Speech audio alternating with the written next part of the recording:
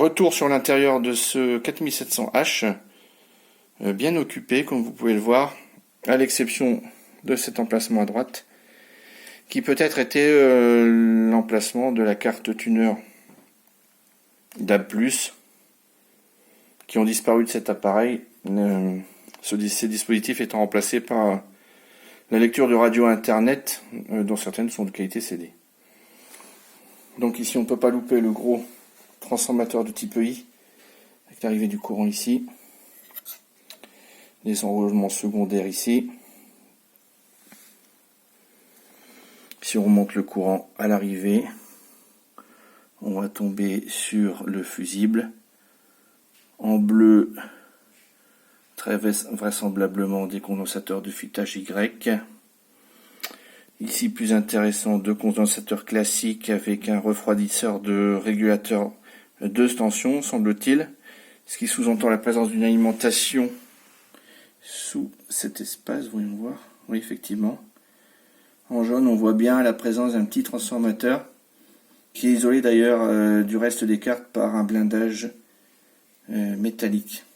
Alors, ce type d'alimentation fournit d'électricité à d'autres cartes et notamment en général la façade. Ça permet d'alimenter la façade en général.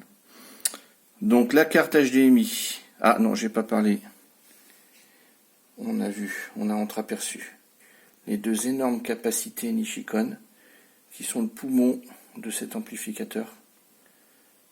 Alors en dessous on a encore d'autres cartes mais on les voit pas.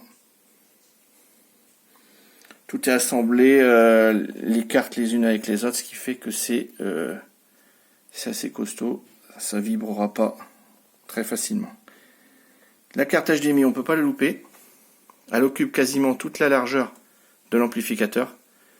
Elle est peuplée essentiellement de CMS, composants montés en surface. On y retrouve deux larges refroidisseurs, surtout celui-là. Ce qui peut expliquer la chauffe de l'appareil sur le dessus, de la remontée de chaleur. Avec effectivement en plus les amplificateurs, les deux radiateurs, les deux refroidisseurs, qui font également remonter de la chaleur. Donc cette carte HDMI, donc ici on a le gros refroidisseur au niveau des trois sorties HDMI. L'entrée HDMI 8K à cet endroit-là, les deux connectiques pour le Wi-Fi Bluetooth, l'HDMI qui est porté en façade. Donc voilà, passer en revue pour que vous puissiez voir la dénomination des composants et les plus curieux feront les recherches internet qui vont bien. Donc une carte qui ressemble assez à l'ancienne carte, hormis qu'elle est 8K sur une de ses entrées et sur la sortie, bien sûr, principale. Au niveau des câblages, vous voyez au milieu un regroupement de câbles. Donc l'agencement des deux câbles est bien fait. On va voir sur le côté, d'ailleurs. Je ne sais pas si on va le voir, oui. Que la gestion des câbles est quand même, pour un appareil fabriqué en série, bien faite. Revenons sur ces deux cartes d'amplification. Donc on s'aperçoit que ce sont essentiellement des composants traversants.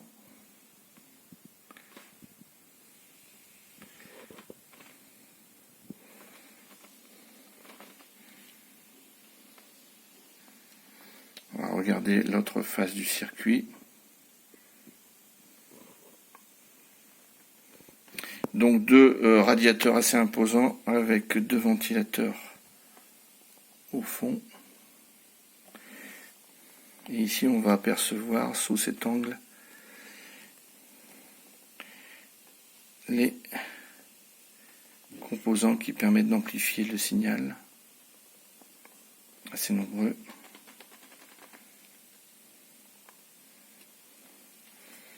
Voilà pour l'essentiel de ce 4700H vu de l'intérieur.